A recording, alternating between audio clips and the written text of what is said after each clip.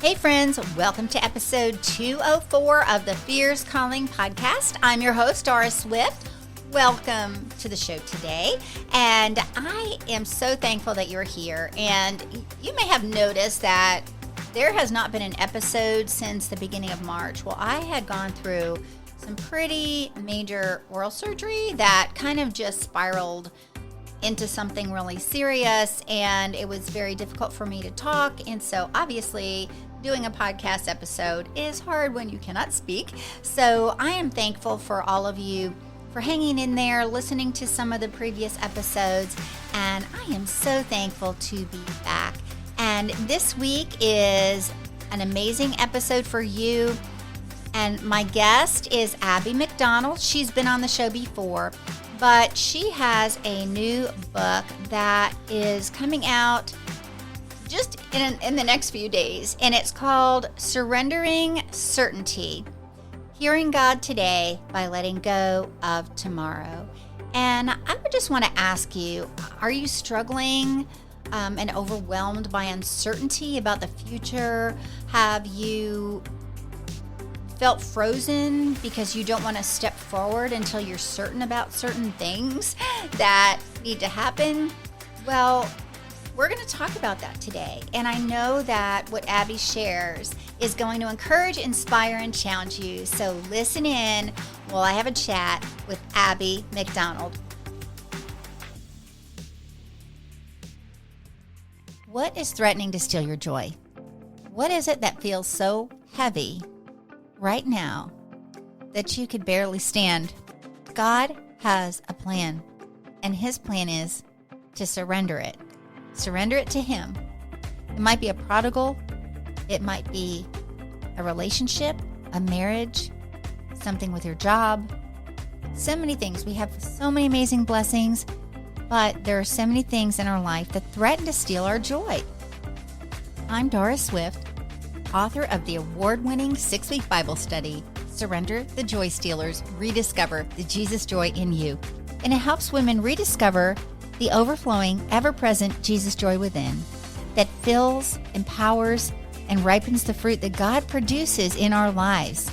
Using personal and biblical stories, I share how you can identify your joy stealers, surrender them to God, reawaken the joy within, and share the joy with others.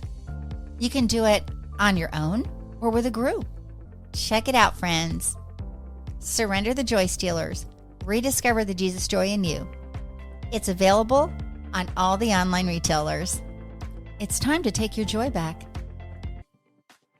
Welcome back to the show. Today, I'm excited to welcome back my dear friend, Abby McDonald. We had her on a time when she had a book that came out called Shift, and that was amazing.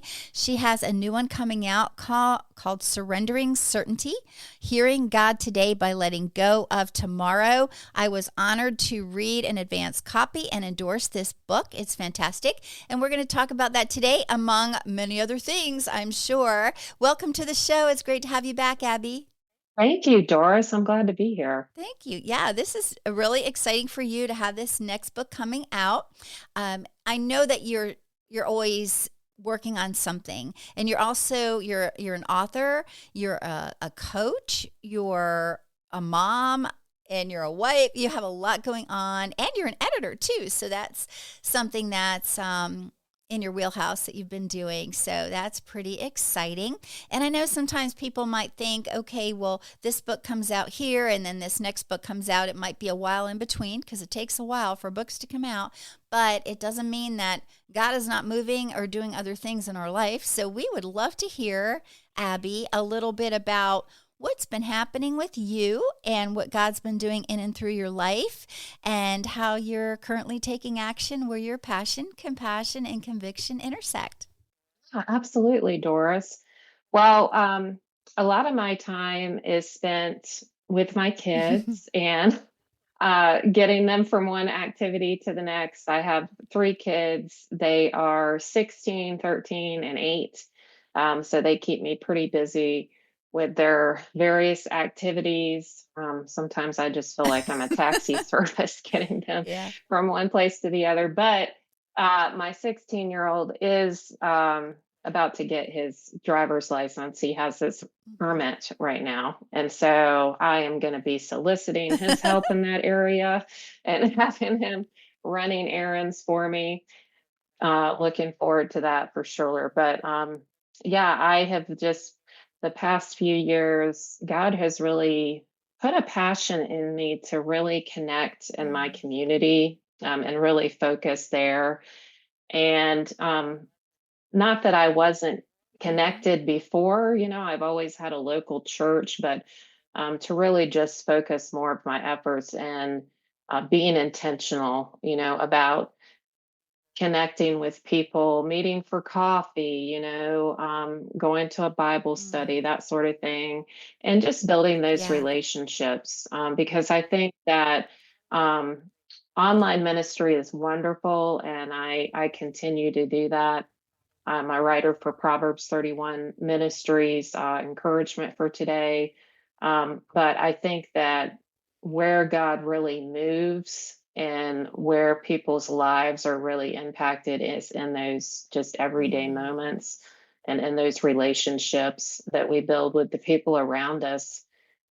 He's put us in the places we are, in the spheres of influence we have for amen. a reason.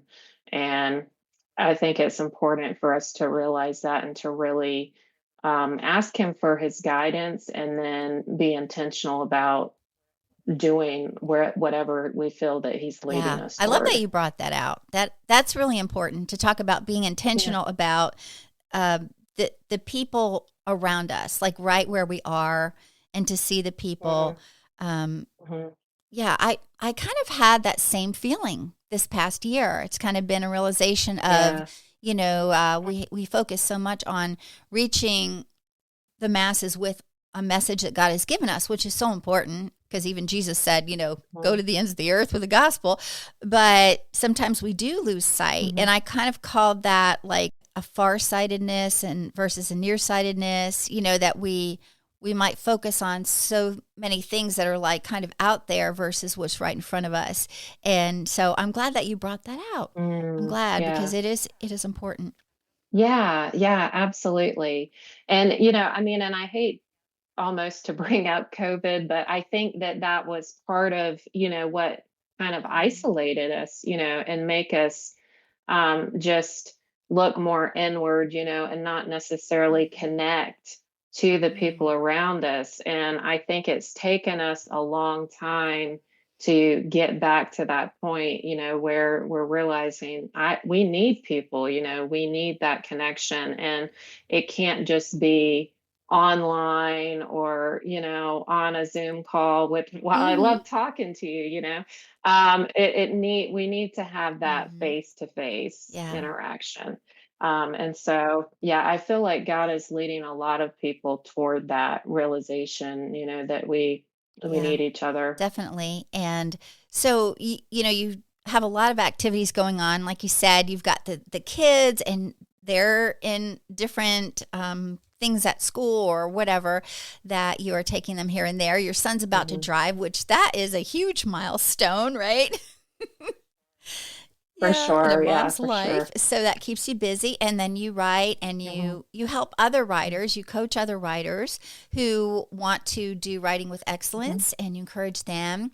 And so this book, when I read it, it just was something that resonated so much with me because we do tend to want to know what the next thing's supposed to be, where we're supposed to go, all the things. So tell us a little bit about what this new book coming out, Surrendering Certainty, what is it that you want the reader to take away from it? And what is the actual core of the message in the book?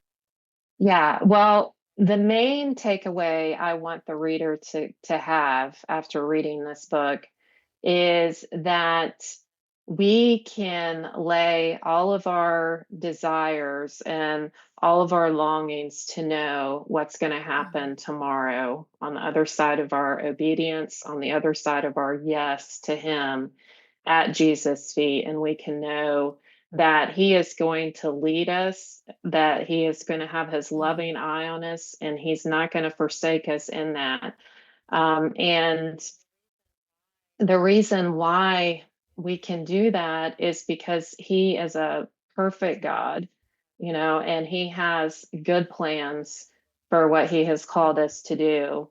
And so, the core message that I'm really getting at in the book is that a lot of times when God asks us to do something, and it's usually, in my experience, it's a Mm-hmm. nudge. It's like a thought that we keep having, that we just can't escape, no matter how often we try to ignore it.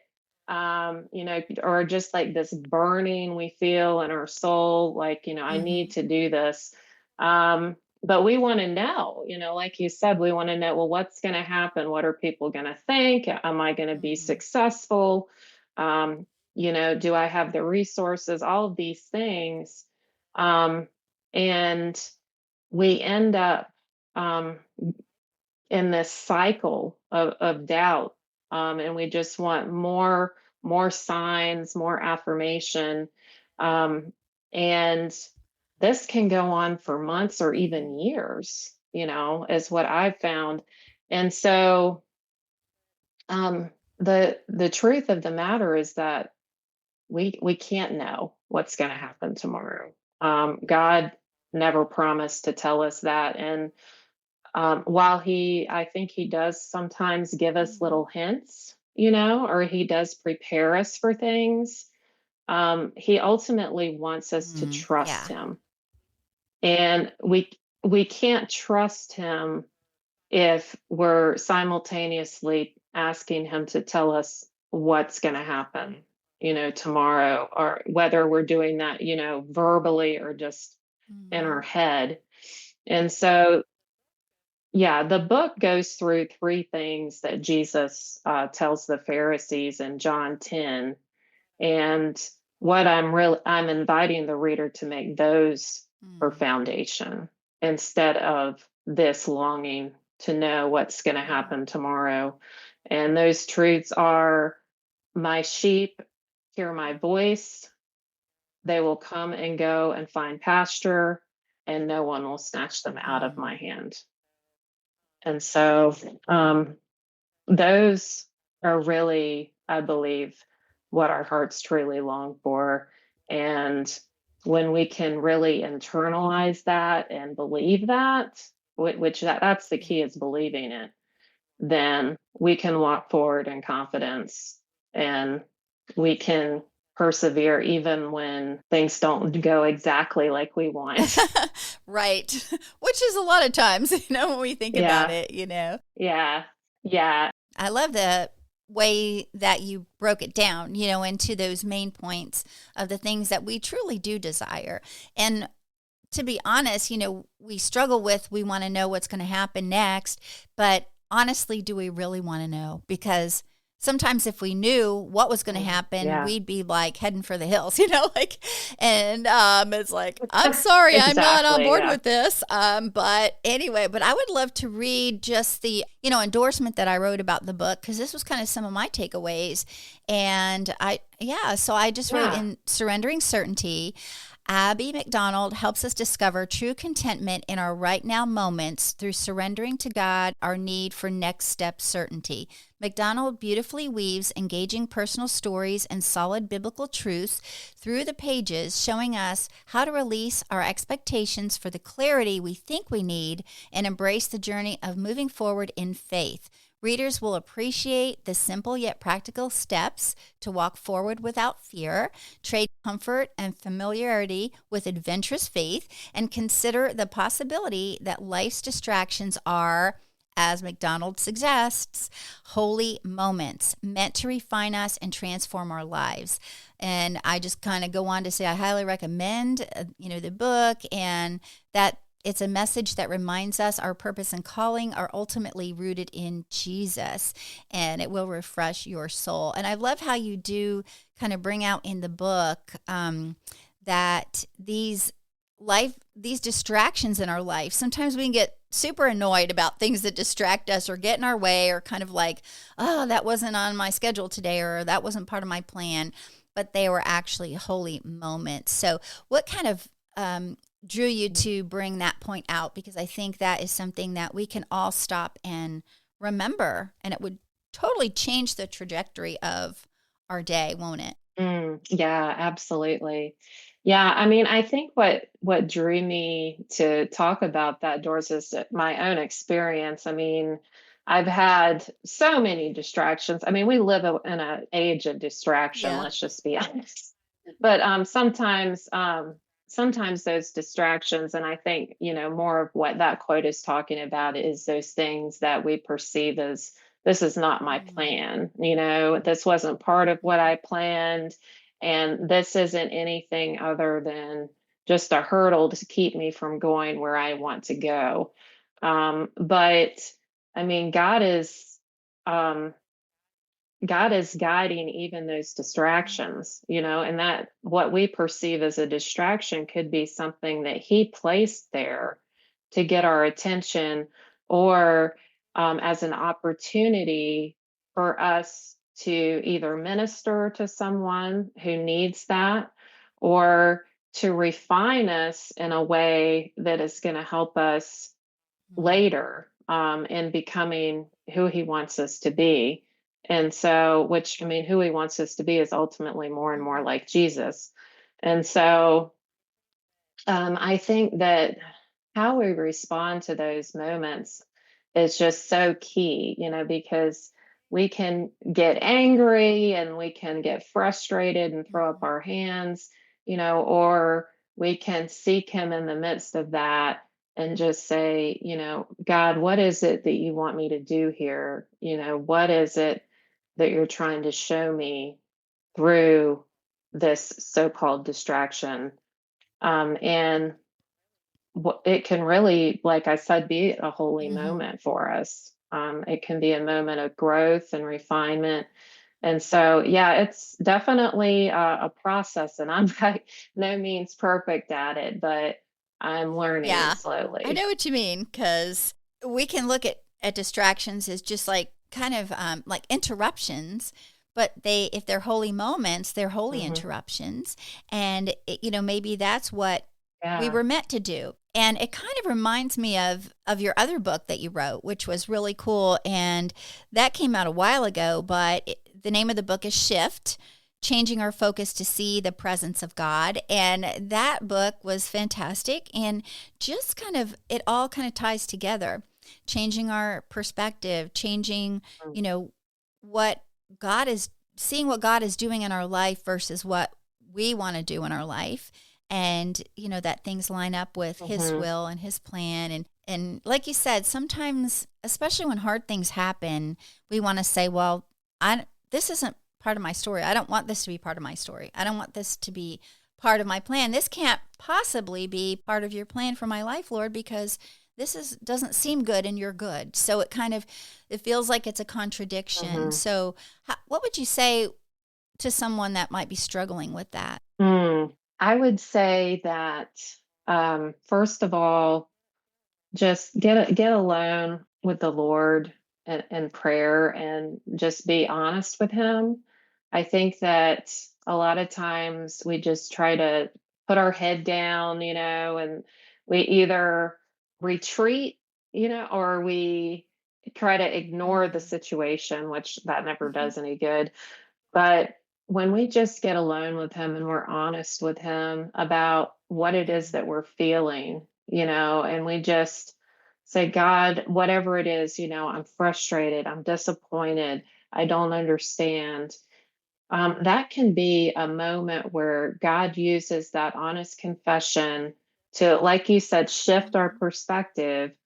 And often with those moments, He shows me what He's Mhm. already doing.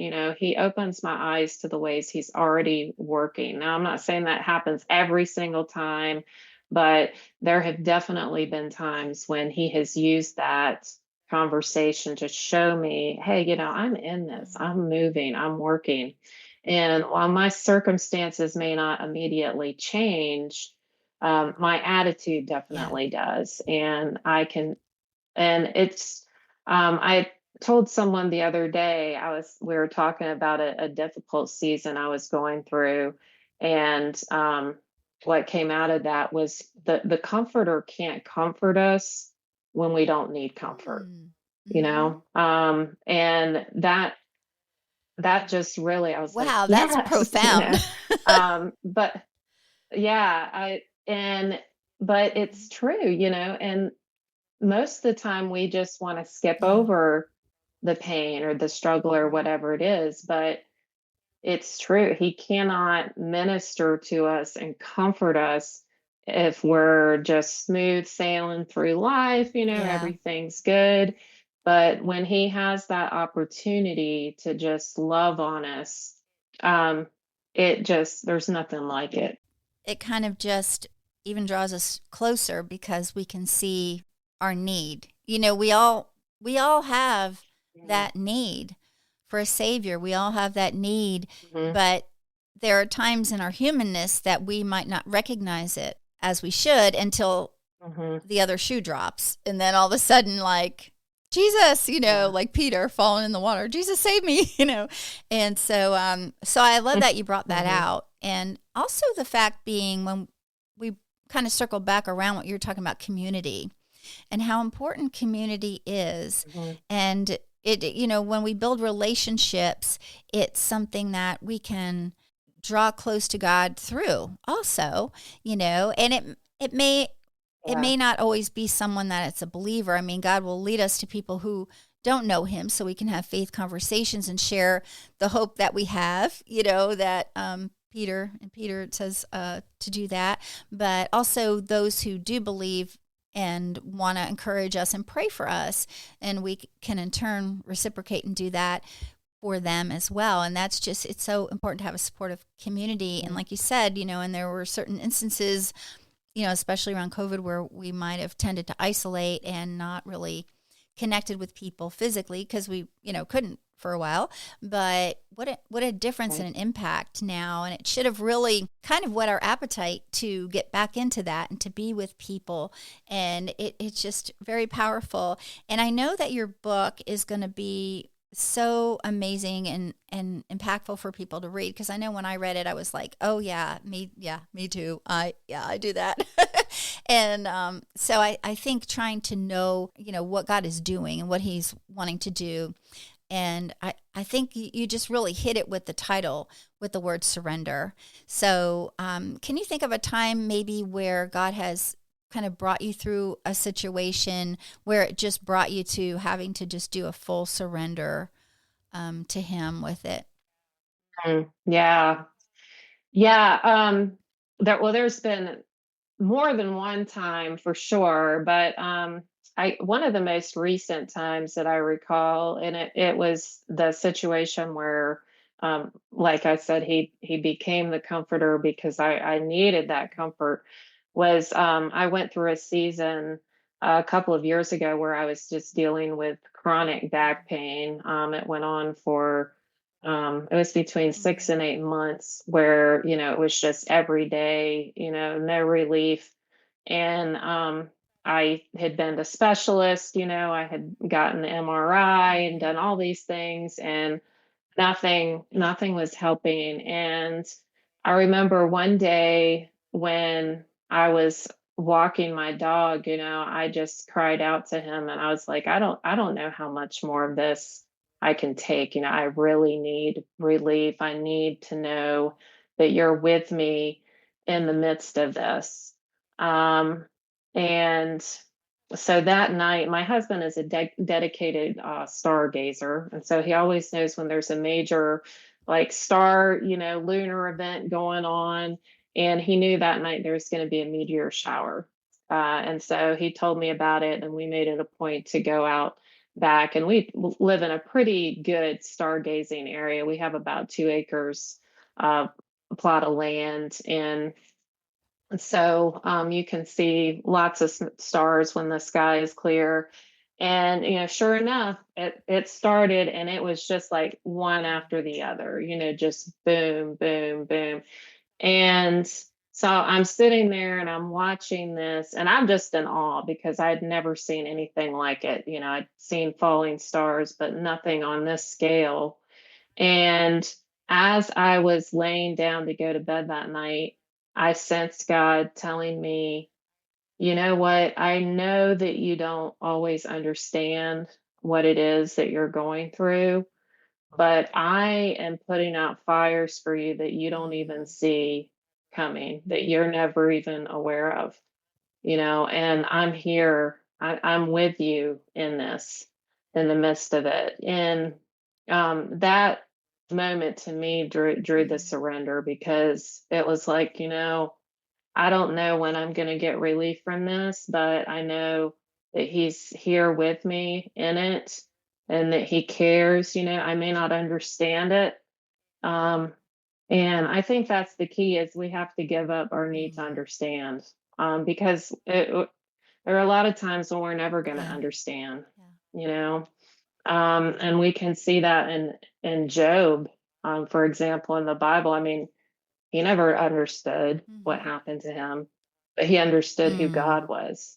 And that, that was why God chose Yeah. to honor him.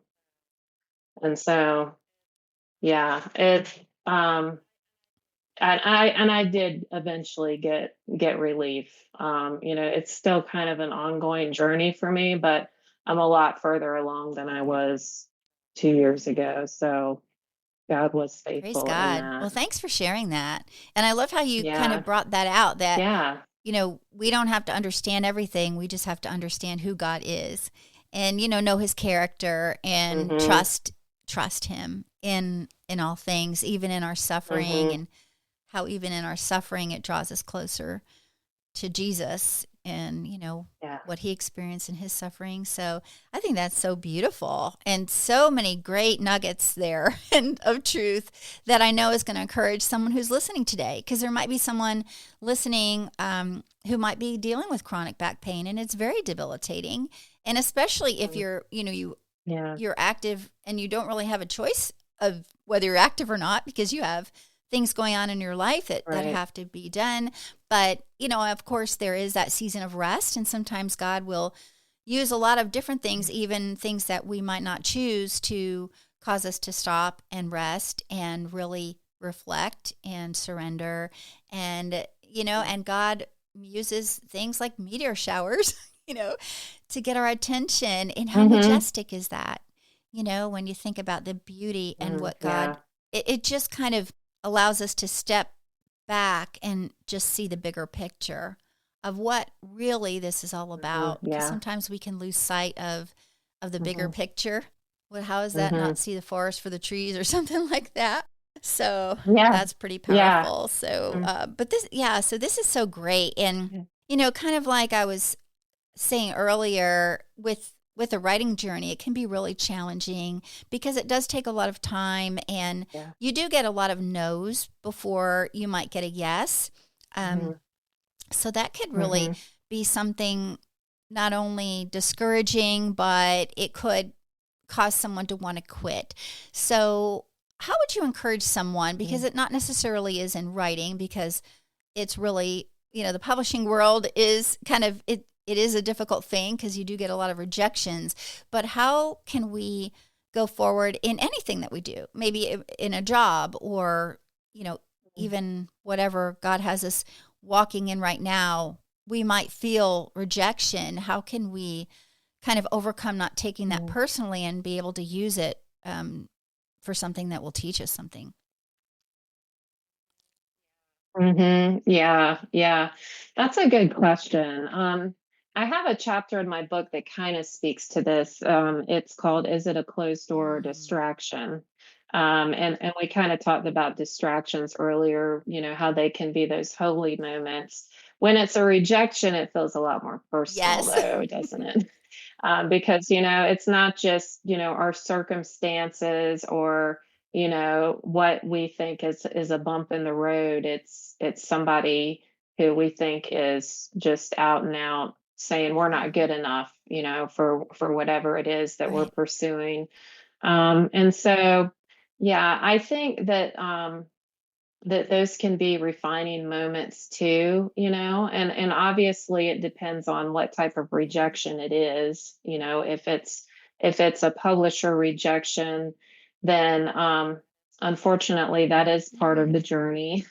And I hate saying that, but I can look back on every rejection that I received, and I can see how it really made me a better Yeah. writer, and even though it was painful, and I had to take time to grieve that and allow myself to feel that disappointment. It did end up making me better, and ended up refining me as I worked through that.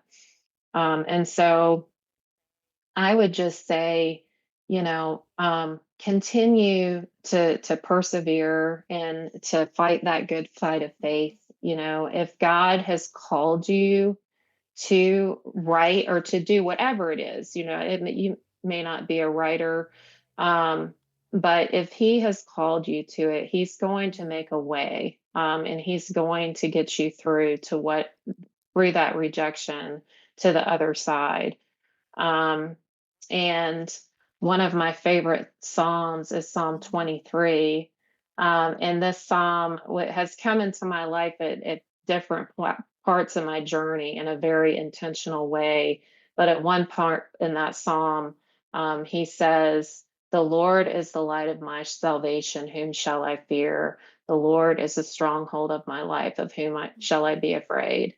And that, just internalizing those words, has helped me so much, because who do we have to Yeah. fear? If God is for us, who do we have to fear?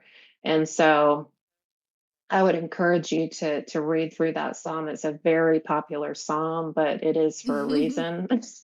And it has just been such an encouragement and a light in my life, and has helped me get through some really difficult seasons. Rejection definitely being a big Yeah. part of that. Beautiful. Um, and thank you for the reminder of reading the psalm, that particular psalm. Mm. And I remember, I think it was maybe Lisa Turkhurst maybe said one time that she had to learn to have tough skin, but a soft heart. Yeah, yeah, I love that. Yeah. And I think, rejection, and you being a Proverbs 31 Yes. writer, that's really encouraging in that you share God's truth and encouragement through your writing that reaches so many people through that ministry. It's just a fantastic ministry to God and to His glory.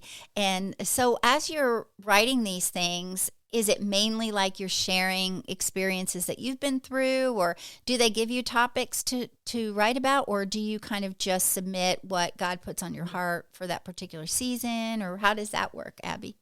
Yeah, yeah.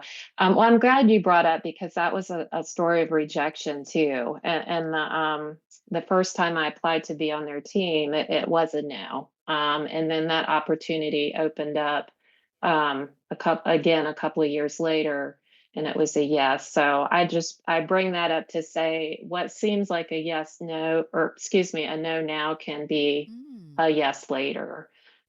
So, be encouraged in that. Um, yeah, they do give us topics with encouragement for today, which is the ministry that I write for. It's pretty open. They have certain topics that they look for, and that depends a lot of times on the season. So we're about to enter Easter, so of course anything having to do with that, or resurrection, the Mhm. resurrection of Jesus. But they are.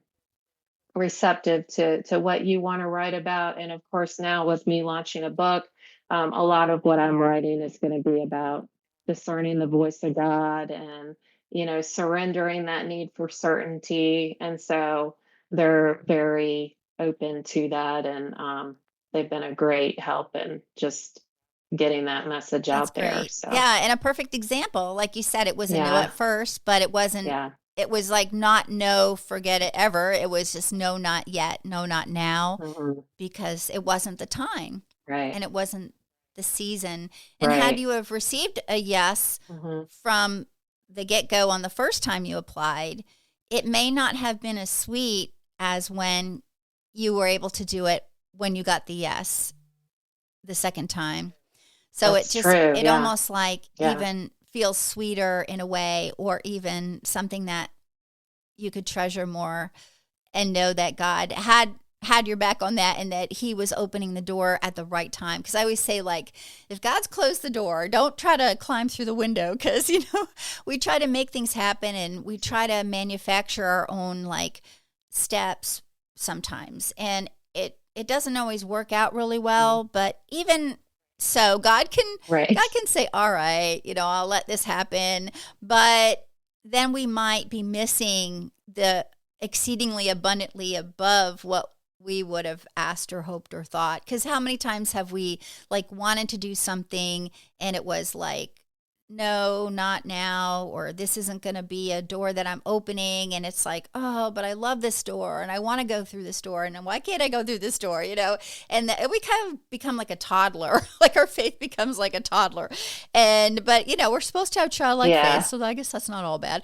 But, then he's like, yeah, but look over here, just wait a little while longer and I have this to come. So it kind of comes back to the theme of your book and how we can surrender the certainty. And, not be so stubborn sometimes. Sometimes we're just a little stubborn and we want what we want. That's true. So think about that. Yeah, definitely. But, definitely been there. Yep. And so what are maybe like one thing you would like to leave the listener with right now before, you can share how the listener can connect with you and grab your book and everything? Yeah, absolutely. I would love to assure her that she does have the ability to hear God's voice. I realize that God can sometimes feel distant or silent, but like I referred to earlier, he says in John 10, my sheep hear my voice. And we do have that ability to hear his voice. So it isn't reserved for select few. It isn't reserved for the person behind the pulpit on Sunday morning. It's for you too.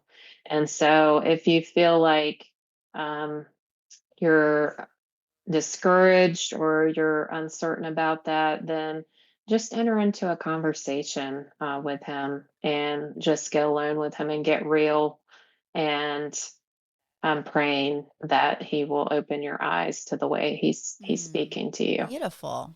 I love that encouragement so much, and how you brought out that he's speaking to us, so we don't have to wait till he speaks through someone else, to what they're going to share. So I think that's so powerful, and I love it. And I would love too if you would share how the listener can connect with you, if there's any resources that you'd love to offer, and how they can grab your book. Yeah, absolutely. Well, you can connect with me at abbymcdonald.org. I do have a free 5-day challenge that I send to email subscribers. It's called 5 Days to Life Unstuck, that addresses just some of the common hangups that we have as followers of Jesus and ways that we can get unstuck. And you'll find all my book information there as well. The resellers that have it are there, or you can go to Amazon and you can find it. I know that's a popular choice, so it is available there. Yes, and when you read the book, and I know you'll love the book and share about the book, it will be amazing and a blessing to Abby if you would write a review about the book, and that will help others to find it. And I think that sometimes we just we don't think about doing that, but it's just such a special way to bless the person who shared a message that really resonated and encouraged us. And so, well, thank you so much for being back on the show. It's been a good long time since you were on last. So I knew that this would be a really special time to have you back on again. So I appreciate you so much, Abby. Thank you again. And God bless you. Yeah, God bless in your ministry and what God is doing in and through you. And if you are listening right now, reach out to Abby, and I'll have the links in the show notes so you can find her. And friends, this has been an amazing time, and I hope that you'll join me next time when I talk with another woman who's taking action where her passion, compassion, and conviction intersect. Until then, friend, have a blessed week, and I will talk to you soon.